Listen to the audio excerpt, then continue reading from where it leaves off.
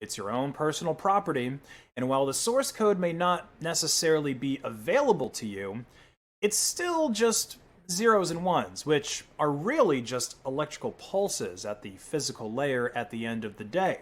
And so, if you can manage to hook up your own electrical wires to the chips or logic boards of your own car and send your own electrical pulses into it,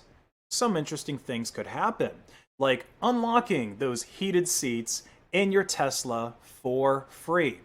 That's what a group of security researchers managed to do with Tesla's current AMD-based vehicles. And this exploit is impossible to fix, so we might one day see the development of some kind of all-in-one kit that can pull off this hack for you and instructions for how to use the kit on TikTok, and then normal people will be able to do what these PhD InfoSec students did to their Tesla, or to the Tesla that was donated to them.